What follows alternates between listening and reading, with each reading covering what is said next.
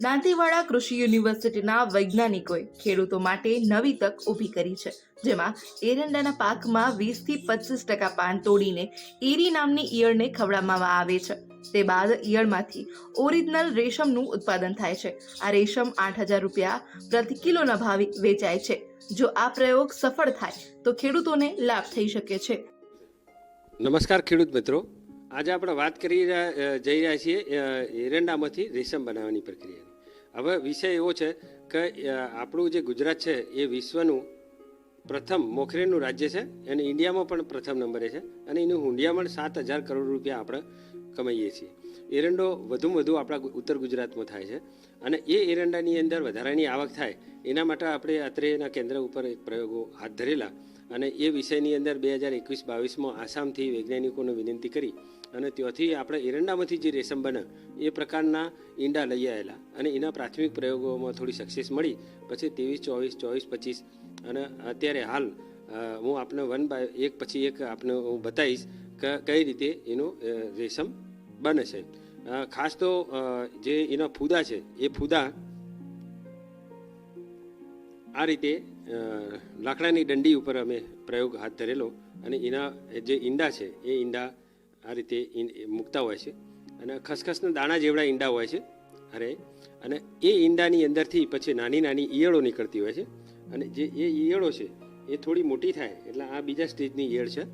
અને ખેડૂત મિત્રો જુઓ તો નાની નાની જે ઈયળો છે એ આ સાઈઝની હોય છે અને ધીરે ધીરે એ પહેલાં પ્રથમ સ્ટેજ, પછી બીજા સ્ટેજ, પછી આ ત્રીજા સ્ટેજની છે ઈયળો આ રીતે મોટી થતી જ હોય છે.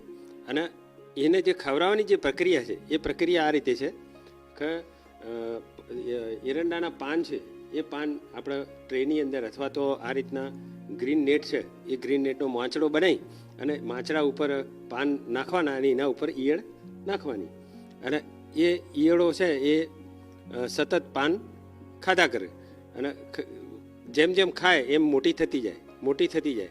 એક સમય એવો આવે કે એ પીળી પડી જાય એટલે ખાવાનું બંધ કરી દે. જ્યારે ખાવાનું બંધ કરે ત્યારે એ ઈયળોને આપણે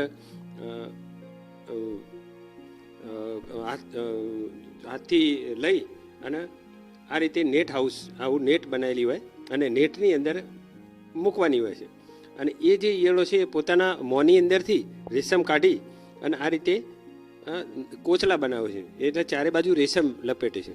હવે આ જે કોચલાની એવી ખાસિયત છે કે જે કોચલું છે એ એક બાજુથી પોચું હોય છે અને એક બાજુથી કડક હોય છે. આ જે પોચો ભાગ છે એની અંદરથી એનો જીવ અથવા ફૂદું છે એ નીકળી જાય અને પછી ખાલી જે કોચલું રેશમનું હોય એટલે રૂના પૂમડા જેવું હોય છે.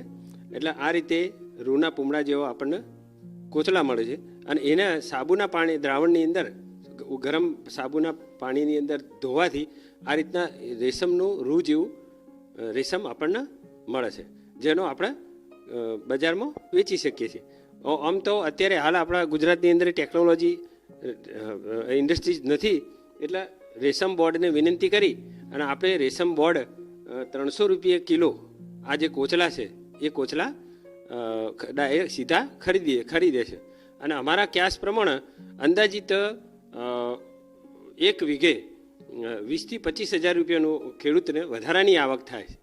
અને એવા પણ પ્રયોગો કર્યા છે કે તમે જો ગહરું એરંડા વાવી દેવામાં આવે અને 60મા દિવસે એને ઓતરા એરંડાને કાઢી લેવામાં આવે, ઊભી આડી લાઈનો કાઢી અને જો રેશમને ખવડાવવામાં આવે તો ખેતરની અંદર એરંડાના ઉત્પાદનમાં કોઈ ફરક નહીં પડતો અને વધારાનું જે રેશમ આપણને 20,000 થી 25,000 રૂપિયાનું વીઘા મળે છે. એટલે એક આ પ્રયોગ છે એ પ્રયોગ થોડો સક્સેસફુલ લાગે છે અને ભવિષ્યની અંદર ખેડૂતો અપનાવશે તો સારામાં સારું આપણા ગુજરાતની આવકમાં વધારો થશે એટલી અમને આશા છે. નમસ્તે, જય ભારત.